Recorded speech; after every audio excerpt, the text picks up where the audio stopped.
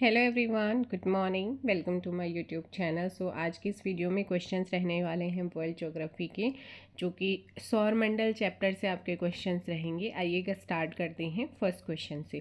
आकाश Ganga milky वे वर्गीकृत की गई है किसके रूप में? जो हमारी आकाश गंगा है, मिल्की वे है, उसे किस रूप में वर्गीकृत किया गया है? इसे सर्पिलाकार गैलेक्सी के रूप में क्या किया गया है यहाँ पर वर्गीकृत। गैलेक्सी जिसमें हमारा क्या होता है, सौरमंडल स्थित है, उसे हम आकाशगंगा या मंदाकिनी या इसी को दुग्ध मेखला के नाम से भी जानते हैं। आकाशगंगा में असंख्य तारे होते हैं और इसका जो आकार होता है वो अंडाकार या फिर सर्पिलाकार। एंड्रोमीडा हमारी आकाशगंगा की सबसे निकट की बड़ी आकाशगंगा मानी जाती है। आकाशगंगा से अलग प्रकार की विकिरण निकलती हैं, जिनमें गामा किरणें हैं, रेडियो तरंगें हैं, एक्स किरणें हैं, है ना, दृश्य प्रकाश एवं पराबैंगनी तरंगें इसमें से निकलती हैं, ये सब शामिल हैं। अगला क्वेश्चन यहाँ पर आता है, वह सीमा जिसके बाहर तारे आंतरिक मृत्यु से ग्रसित होते हैं उसे क्या कहते हैं या वो क्या कहलाती हैं? इसको कहते हैं चंद्रशेखर। इसके अनुसार 1.44 सौर द्रव्यमान की वह सीमा निश्चित की गई थी जिसके अंदर के तारे क्या होते हैं, वामन बनते हैं। इसके ऊपर के द्रव्यमान वाले तारे न्यूट्रॉन स्टार या कृष्ण विवर के रूप में परिवर्तित होते हैं। इसे ही क्या कहा जाता है, चंद्रशेखर सीमा।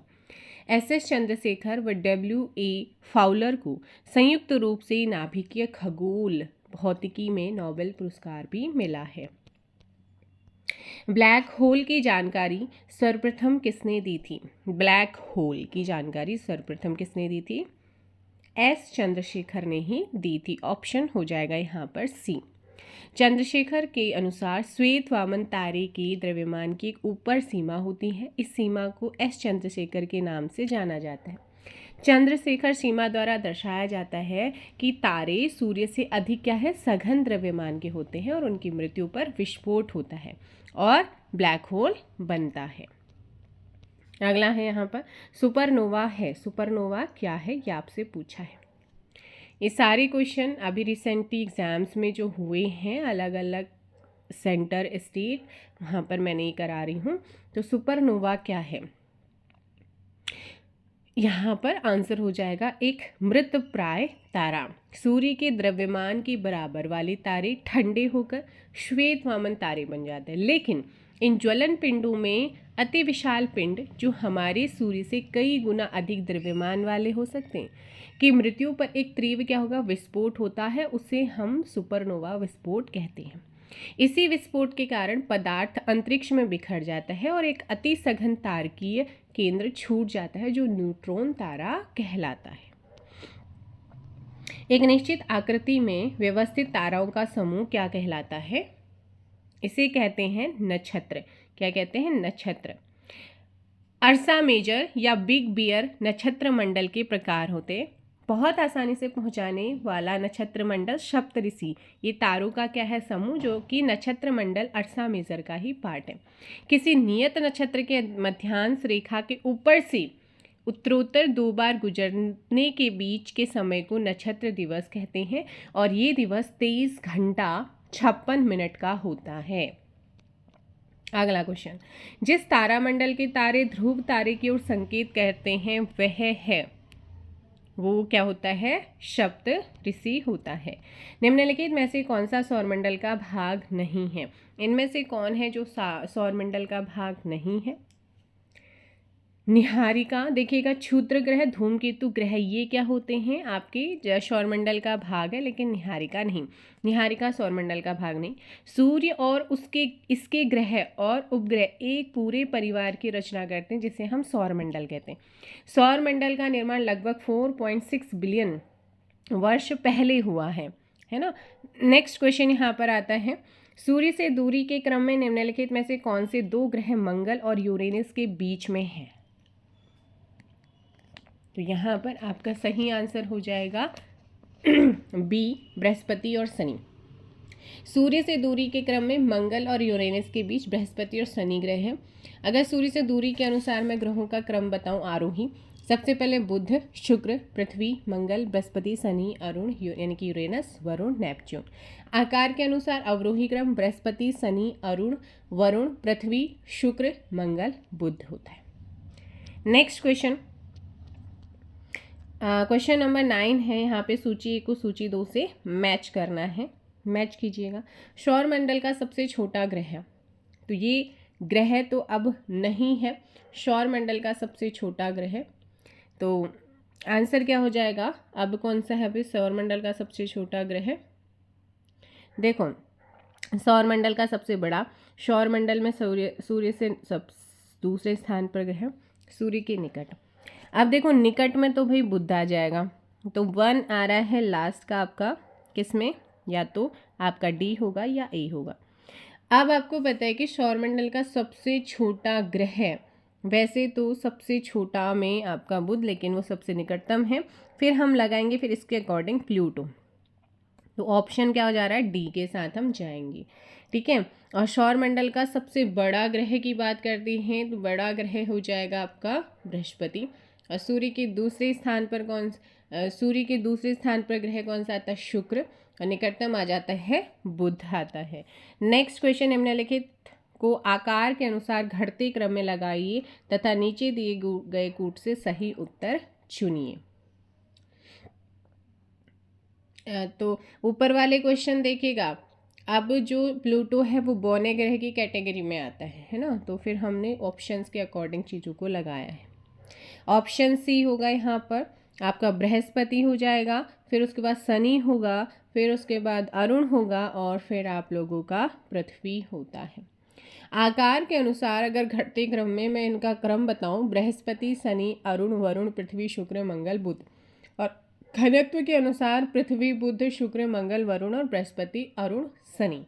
नेक्स्ट क्वेश्चन, क्वेश्चन नंबर 1, सूची और सूची फर्स्ट को सूची सेकंड से बताना है। देखो भाई, ग्रह की बात करते हैं, इनमें ग्रह है यूरेनस, या तो ये होगा या होगा, ये चले गए। उपग्रह यहाँ पर कौन सा है? उपग्रह है चंद्रमा। और 2 और 1 किस में आ रहा है? दोनों में आ रहा है। पुच्छल तारा है हेली क्या है? पुच्छल तारा है 4। तो ऑप्शन कौन सा जाएगा फिर? ए के साथ, क्योंकि कृत्रिम उपग्रह मेराइन होता है, मेराइनर। ऑप्शन ए सही होगा। नेक्स्ट है, सूर्य की ऊर्जा उत्पन्न होती है नाभिकीय संलयन के द्वारा। देखिएगा, आप लोग बोल रहे हैं कि हिंदी की क्लास लेके हिंदी, तो हिंदी में आप लोगों को करा दूंगी, पर हाँ वो तैयार हो रही है, तब तक एक छोटी छोटी वीडियोस अभी मैं आपको यहाँ पे प्रोवाइड करा रही हूँ जो मुझे लगता है इम्पोर्टेंट है। निम्नलिखित में से कौन सा ग्रह सबसे कम समय में सूर्य का चक्कर लगा? क्योंकि टाइम लगता है चीज़ों को, इसलिए कल या परसों न्यू ईयर तक आपको हिंदी की मैराथन मिलने वाली है, तब तक आप इनको कीजिएगा। ये भी आपके लिए बहुत इंपॉर्टेंट चीज़ें हैं, क्वेश्चन पूछे जा सकते हैं, PYQs हैं। तो यहाँ पर पूछा गया कि कौन सा ग्रह सबसे कम समय में सूर्य का चक्कर लगाता है? बुध, ठीक है। नेक्स्ट क्वेश्चन यहाँ पर आता है, निम्नलिखित ग्रह युग्मों में से कौन बिना उपग्रह के है? तो बिना उपग्रह के है कौन है यहाँ पर बिना उपग्रह वाला? बुध और शुक्र हमारे 2 ऐसे ग्रह हैं, है ना, जो जिनकी क्या नहीं कोई भी उपग्रह नहीं। ये दोनों ग्रह सूर्य और पृथ्वी के मध्य स्थित होने के कारण इन्हें आंतरिक या पार्थिव ग्रह भी कहा जाता है। बुध ग्रह में वायुमंडल का अभाव होने के कारण बुध पर जीवन संभव नहीं, और शुक्र के वायुमंडल में कार्बन डाइऑक्साइड 90 से 95% तक होती है, इसीलिए।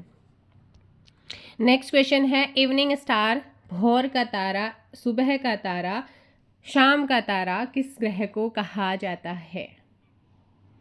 इवनिंग स्टार, मॉर्निंग स्टार हम कहते हैं शुक्र को। किसे कहते हैं? यहाँ रात तथा दिन का तापमान लगभग क्या होता है? समान होता है। और दूसरी बात यह है, ग्रहों की सामान्य दिशा के अपोजिट अपने अक्ष पर पूर्व से पश्चिम यानी कि दक्षिणावर्त दिशा में परिक्रमण करता है। पृथ्वी की जुड़वा बहन के रूप में किसे कहा जाने वाले, मतलब पृथ्वी की जुड़वा किसे कहा जाता है? शुक्र को ही पृथ्वी की जुड़वा कहा जाता है। पृथ्वी से थोड़ा ही कम होने के कारण आकारवृत्त द्रव्यमान में इसे पृथ्वी की जुड़वा कहते हैं। शुक्र पृथ्वी के सर्वाधिक निकट है, जो सूर्य और चंद्रमा के बाद सबसे चमकीला दिखाई देता है।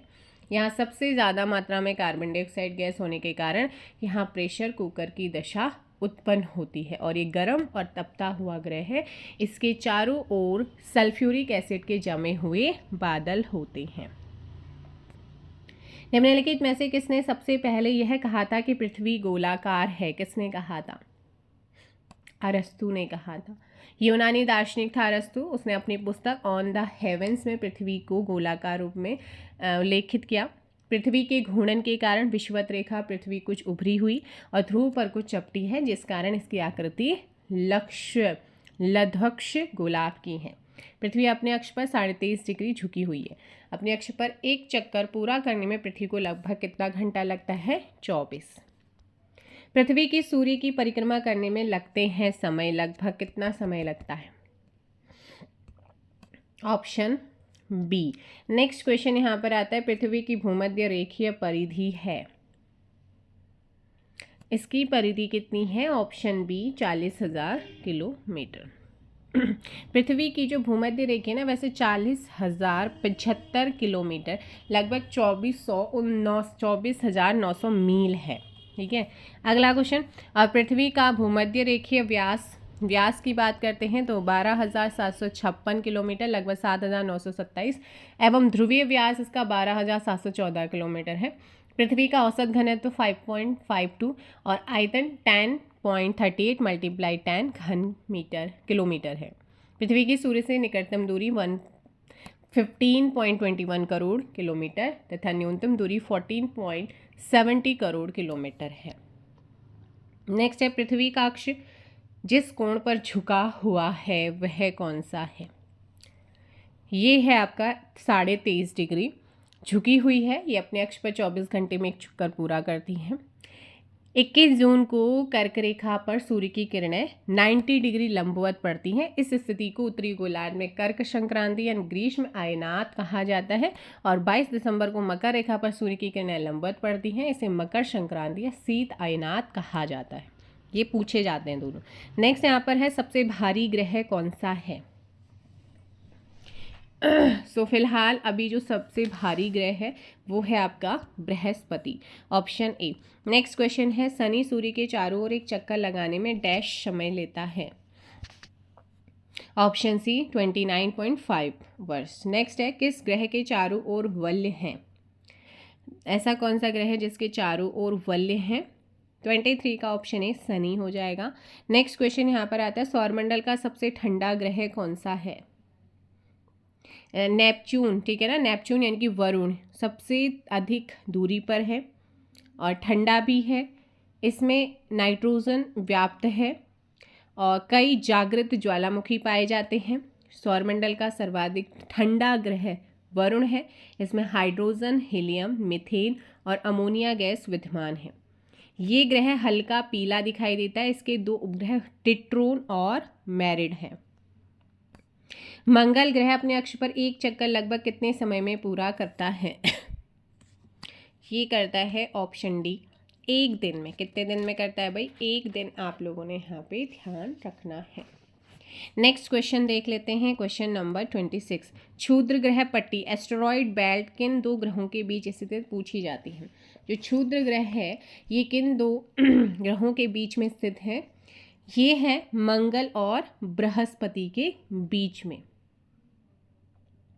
क्षुद्र ग्रह पट्टी आंतरिक पार्थिव और बाहरी जोवियन ग्रहों को अलग करती है। इसका भी आपने ध्यान रखना है। नेक्स्ट क्वेश्चन है 27। दिए गए विकल्पों में से वामन ग्रह की पहचान करें। वामन ग्रह या बोना ग्रह, तो ये कौन सा है? प्लूटो। 24 अगस्त 2006 में चेक गणराज्य की पाग में हुए इंटरनेशनल एस्ट्रोनॉमिकल यूनियन के सम्मेलन में वैज्ञानिकों ने इसे ग्रह का मतलब बोने ग्रह का दर्जा दिया है, जो कि पहले सौरमंडल का 9 ग्रह थे, अब वर्तमान में 8 है। जमी हुई गैसों, चट्टान और धूल के बाह्यमंडलीय हिमगोले कॉस्मिक स्नोफॉल्स जो सूर्य की परिक्रमा करते हैं कहलाते हैं। क्या कहलाते हैं ये? धूमकेतु कहलाते। जमी हुई गैस, चट्टान और धूल के बाह्यमंडलीय हिमगोले जो सूर्य की परिक्रमा करते हैं उनको क्या कहते हैं? धूमकेतु। जब भी कोई धूमकेतु सूर्य के नज़दीक पहुंच जाता है तो गर्म होने के बाद उससे गैसों के फुव्वारे निकलने लगते हैं, जिससे पूंछ जैसी संरचना का निर्माण होता है, इसे ही पुच्छल तारा कहा जाता है। इसका आपने ध्यान रखना। और जो हमारे वो मंगल और बृहस्पति के मध्य क्षुद्र ग्रहों के साथ ही उल्का भी मिलते हैं। नेक्स्ट क्वेश्चन है 29। चंद्रमा लगभग डैश दिनों में पृथ्वी का चक्कर लगाती है।